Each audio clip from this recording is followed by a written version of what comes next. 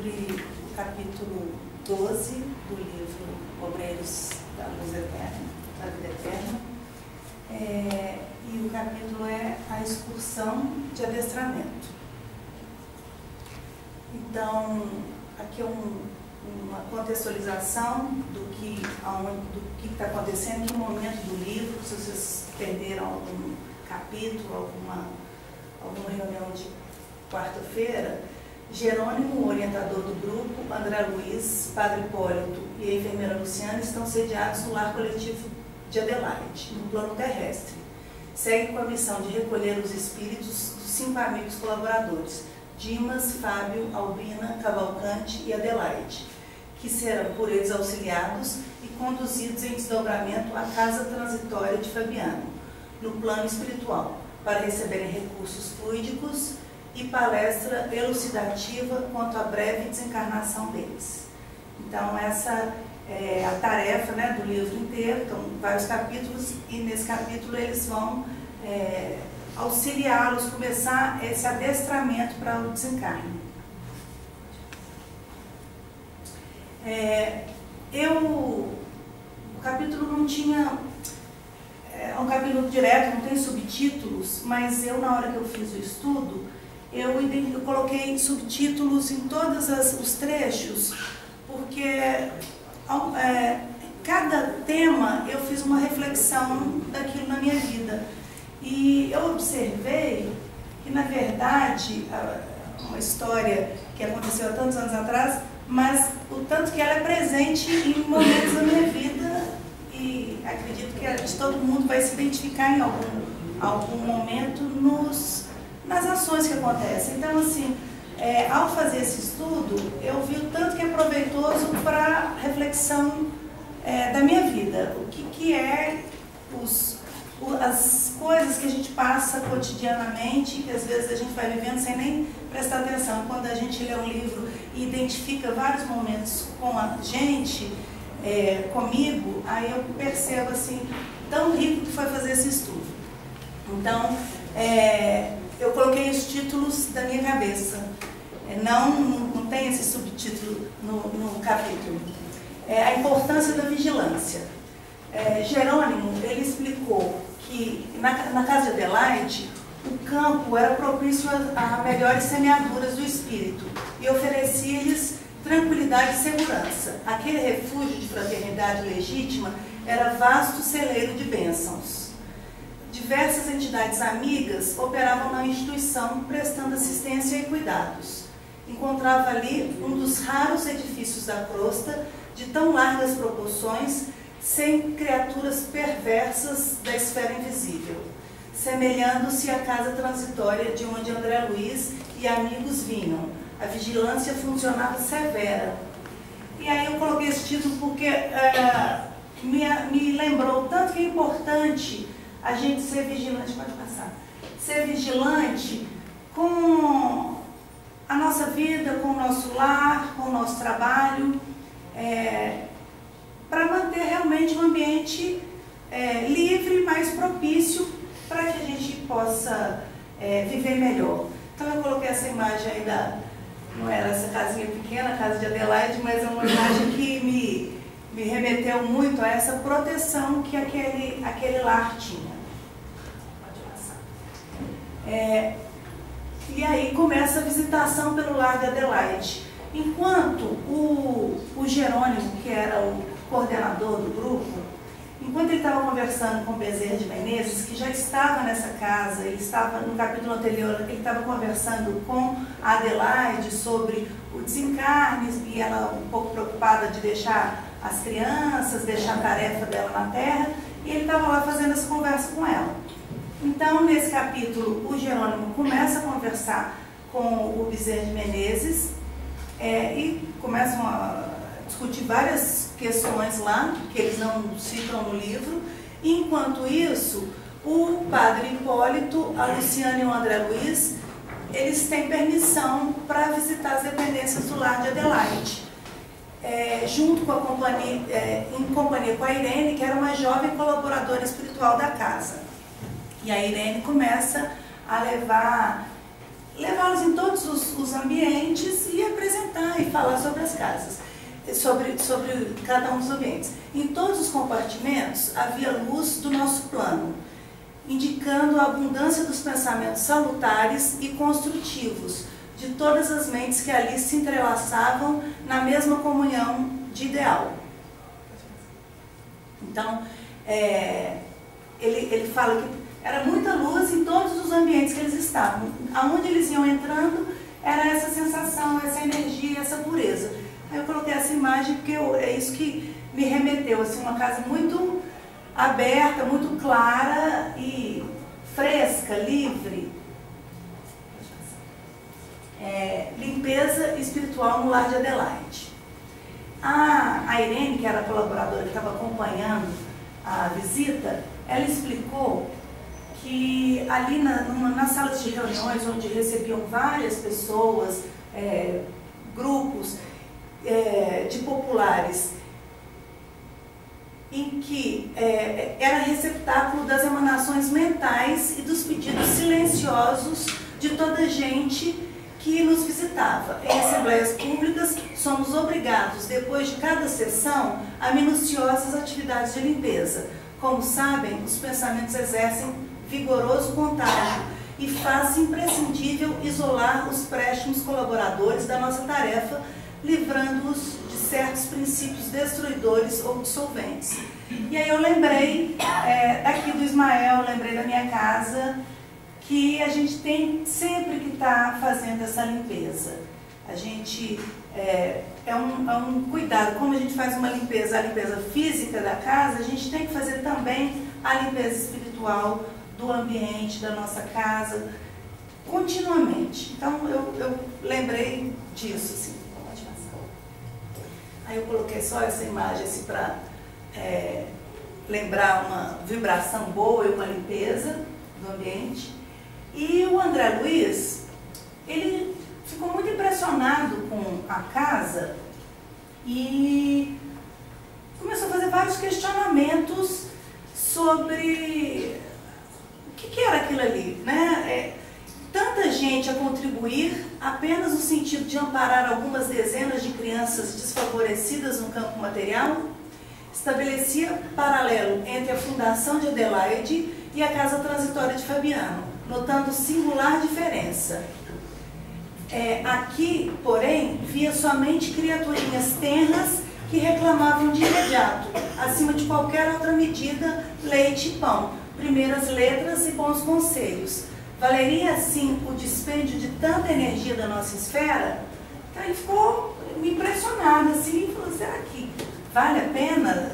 Quase o mesmo a energia que se tem na casa transitória se tem aqui. E ele ficou com isso na cabeça, pode passar. E logo a Irene percebeu esses questionamentos, ele não falou, só estava pensando nisso. E a Irene, que era a colaboradora que estava fazendo o tour pela casa de Adelaide com eles, ela já explicou para ele que essa obra não se dedica exclusivamente às necessidades do estômago e do intelecto da infância desamparada. Os imperativos da evangelização preponderam aqui sobre os demais. Para infundir espiritualidade superior à mente humana, urge aproveitar realizações como esta, já que é muito difícil obter espontâneo arejamento da esfera sentimental. Valemos-nos da casa, venerável em seus fundamentos de solidariedade cristã, como núcleo difusor de ideias salutares. A fundação é muito mais de almas que de corpos, muito mais de pensamentos eternos que de coisas transitórias. Então, eu pensei duas coisas assim, tanto que a gente começa a questionar tudo, é um pré-julgamento que o André estava fazendo, mas será que precisa de tanta energia aqui? A gente, ao invés de aquietar o nosso espírito, o nosso pensamento, a gente fica sempre pensando, fervilhando o pensamento, e aí a Irene já falou assim, não, aqui é uma outra coisa, não é só o que você está vendo de imediato, não é só alimentar as criancinhas e educá-las. É sim uma semente para a vida cristã. Pode passar.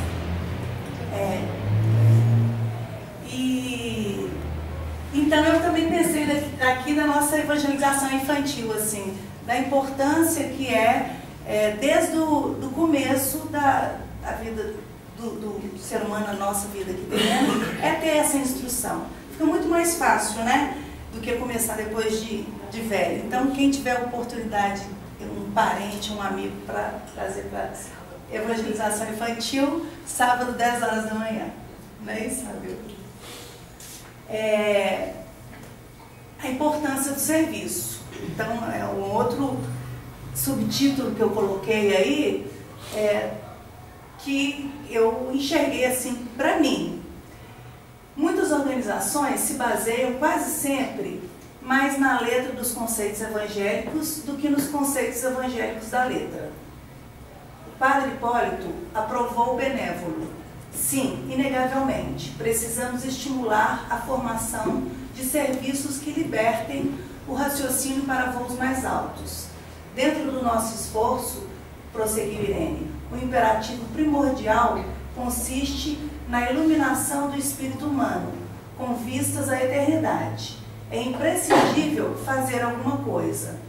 Por isso, nossos mentores da vida divina apreciam o servo da dedicação que manifeste a responsabilidade.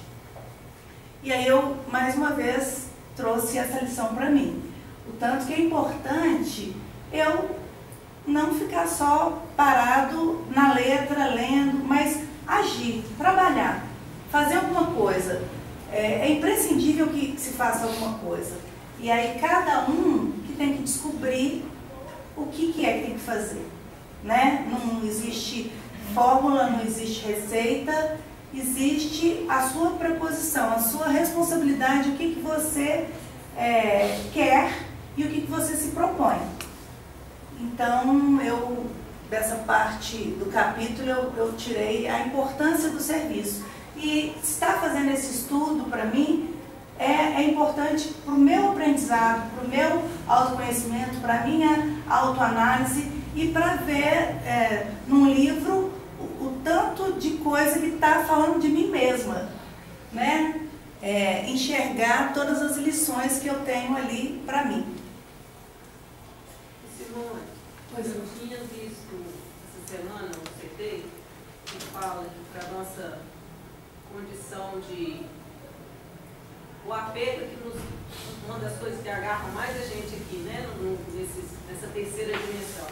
E que para trabalhar o apego, o melhor que se tem é o amor, a doação incondicional. E é difícil, né? Pra gente não posso fazer isso, uma doação incondicional, mas que o caminho é de trabalhos voluntários, né? Sem querer nada em troca. O incondicional é isso, né? A gente vai, ou quer fazer em doação, simplesmente doação. Então são pequenos exercícios que vão ajudando no desapego, que é o que a gente precisa trabalhar. Se soltar e não continuar na nossa jornada. É sair da letra e ir para a ação, né?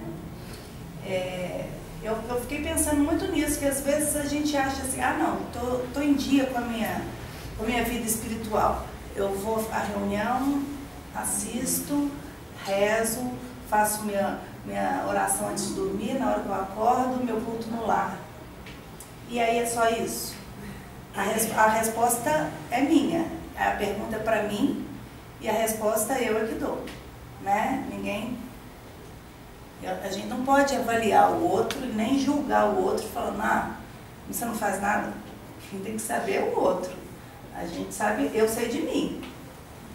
Então, eu acho que essa questão, na hora certa, no momento certo, cada um descobre e vê o que é que tem que fazer.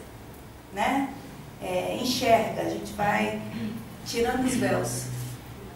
É muito fácil elevar a mão e pedir ao Senhor ajuda. O difícil é você abaixar e dar a mão para aquele que está caindo. Esse que é o difícil, é você dar a mão para aquele e tentar reerguer. É pesado, é difícil, mas esse que é o importante disso aí. Porque você agradecer a Deus, obrigado por tudo que você me deu até hoje, agora. Isso aí nós colocamos a mão para cima. Mas ajoelhar e pegar o irmão que está caído é difícil, é peso. E ajoelhar e pegar o irmão que está caído, sem esperar nada e sem cobrar nada dele, é o mais difícil ainda. Porque quando a gente estende a mão, a gente fala assim, mas o que é que eu vou ganhar? Não, mas eu estou fazendo isso, mas ele tem que fazer isso, isso, isso. E se aí ele não faz o que você espera, você fala assim, não devia ter ajudado. Fui lá, tive o trabalho de puxar ele, de ajudar, dei tudo, dei força, puxei, tive uma trabalheira, não ajudo mais. Não, a gente sempre, quando a gente ajuda, a gente além de cobrar, a gente quer que faça o que a gente acha que é certo. Né? O que dentro do nosso ego, do nosso plano, eu já falo assim, não, eu vou ajudar, mas fulano agora está no fundo do poço, agora tem que fazer isso, isso, isso para ficar bem. Não pode. Quem disse, né? Quem sou eu para falar isso? Ele é que tem que caminhar, ele tem que enxergar e que tem que achar os caminhos dele. Difusão da luz espiritual. A luz divina prevalece sobre a benemerência humana, porque essa sem aquela pode muitas vezes degenerar em personalismo devastador. Que a fé sem obras é imã das obras sem fé. Irmã. Hã? Irmã. Que a fé sem obras é irmã das obras sem fé. Continuou Irene, a difusão da luz espiritual na crosta terrestre não é ação milagrosa, mas edificação paciente e progressiva. As casas de benemerência social funcionam como grandes navios de abastecimento à coletividade faminta de luz e necessitada de princípios renovadores. Eu também tenho que adiantar, né? Porque senão não vai dar tempo de eu falar tudo. Eu fiquei pensando nisso, assim, não existe milagre, não existe uma força, uma oração, uma ação do plano espiritual que vai melhorar tudo, vai melhorar a nossa vida. Ela é gradativa, ela é cotidiana, ela é de pouquinho em pouquinho, ela é uma ação edificante, paciente e progressiva. E às vezes mais lenta do que a gente gostaria. Mas a gente tem que sempre contar com isso e saber que é dessa forma. Não existe milagre assim, pronto, agora o mundo está todo bom, está todo mundo iluminado. Não, a gente tem um caminho a fazer, né? Escola de Espiritualidade Superior. Aí o André Luiz passou a ver o estômago dos pequeninos em plano secundário, porque era a claridade positiva do Evangelho que inundava agora sua alma, convidando-lhe à contemplação feliz do futuro maior. Reformulou a sua apreciação inicial, enxergando mais uma vez naquele instituto a abençoada escola de espiritualidade superior, pela oportunidade de semeadura divina que proporcionava aos missionários de luz. Então ali não era só o alimento e só a instrução, era muito mais do que isso. Bom, aí já feito a volta na casa inteira, o Jerônimo já tinha terminado a conversa com o Bezerra de Menezes e chamou-os para começar as tarefas que eles tinham se proposto, que era visitar os 5 amigos que iam prepará-los para o desencarne. Então, o início da tarefa com os amigos encarnados, que ainda estavam encarnados. Decorrido longo tempo, já à noite fechada, o assistente Jerônimo convocou o grupo ao serviço. Recomendou que Luciana e Irene trouxessem a irmã Albina. Eles estavam na casa de Adelaide, então a Adelaide já estava lá. Foram buscar, as moças foram buscar a Albina e os rapazes, o Padre Hipólito e o André Luiz, deveriam conduzir o Dimas, o Fábio, o Cavalcante àquele compartimento.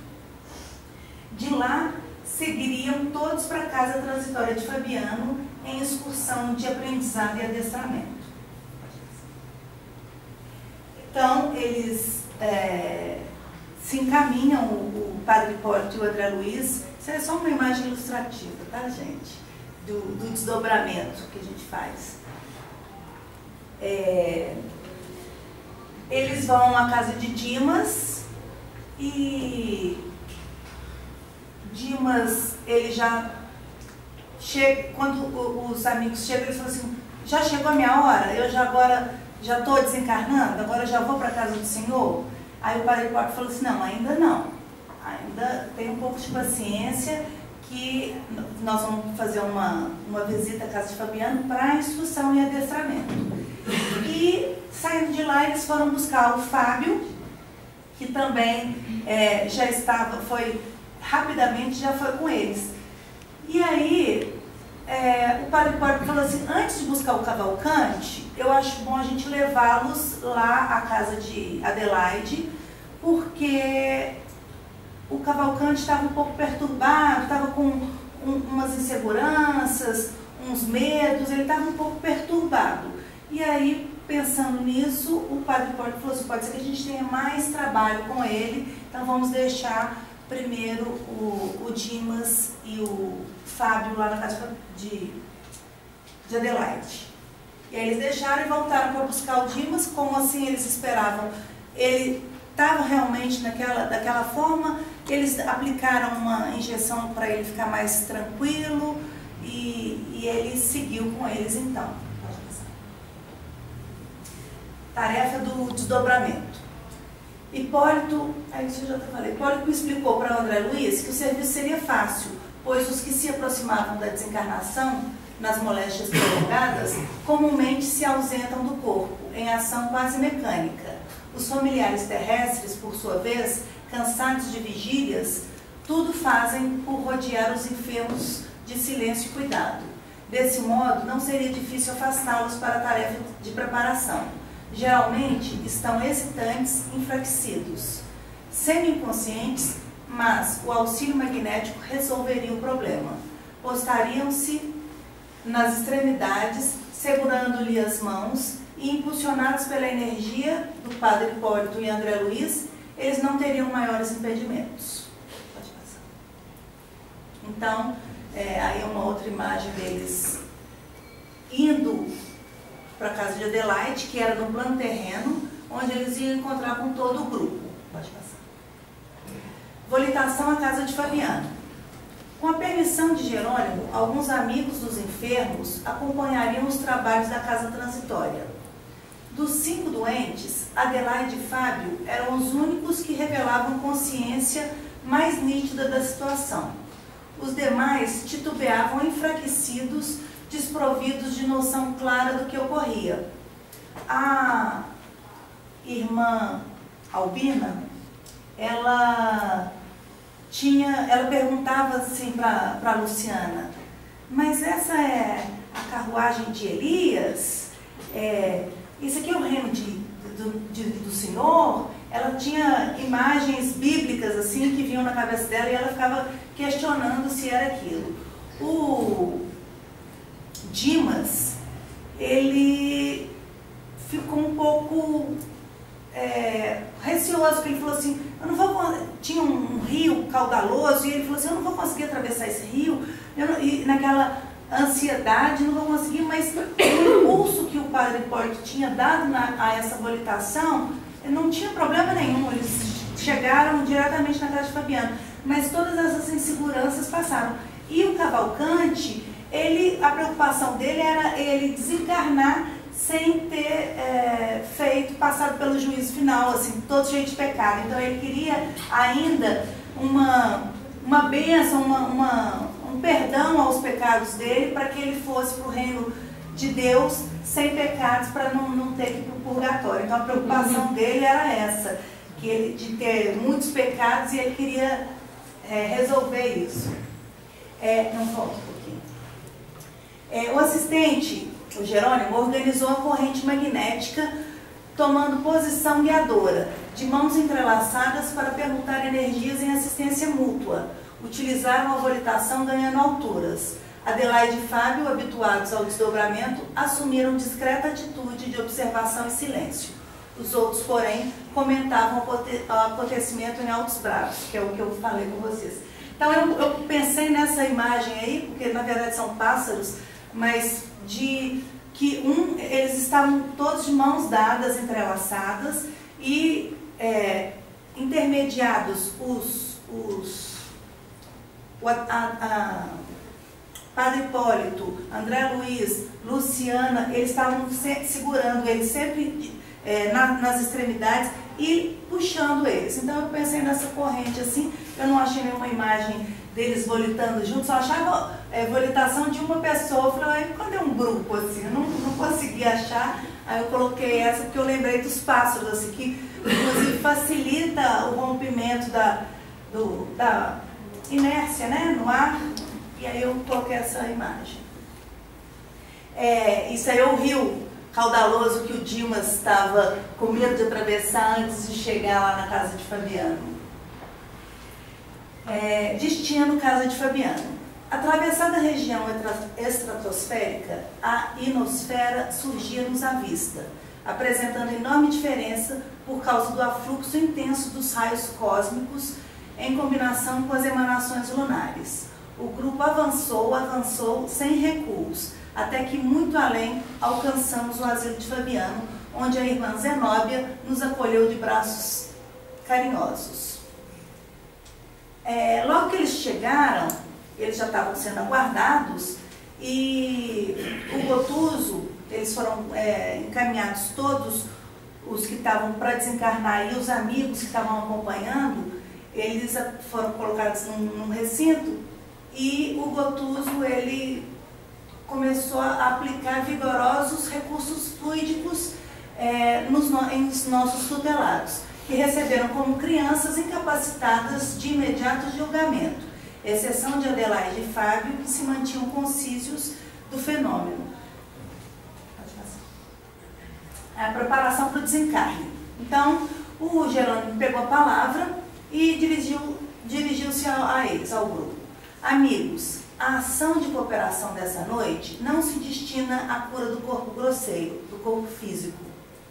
Tentamos revigorar-vos o organismo espiritual, preparando-vos o desligamento definitivo, sem alarmes de dor alucinatória. Devo confessar-vos que, retomando o corpo físico, experimentareis natural piora de vossas sensações, agravando-se-vos a tontura, porque os remédios para a alma, na presente situação, intensificam os males da carne. Certificai-vos, portanto, de que as providências dessa hora constituem ajuda efetiva à libertação. E aí ele continua. De retorno ao antigo ninho doméstico, encerrada essa primeira excursão de adestramento, encontrareis mais tristeza no terreno da crosta, mais angústia das células físicas, mais inquietude do coração, porque a vossa mente, no processo das recordações instintivas, terá fixado com maior ou menor intensidade o contentamento sublime deste instante. Preparai-vos, pois, para vir até nós. Solucionai os derradeiros problemas terrestres e confiai na proteção divina. O Jerônimo, esse foi a instrução, o adestramento, está todo aí, eu fiz a transição completa dele. Ele falou, eles não tinham como fazer palestras muito longas, porque eles estavam fragilizados. Então, eles foram para lá, ouviram essas palavras, para eles se prepararem, e receberam aquela fluidificação intensa daquele ambiente, já para preparar para o desencarne. Mas a palestra mesmo foi uma coisa rápida. E eles começaram a se sentir muito bem, muito revigorados. E o Dimas falou que não queria voltar, que já podia ficar lá. E todos eles já estavam se sentindo melhor. O cavalo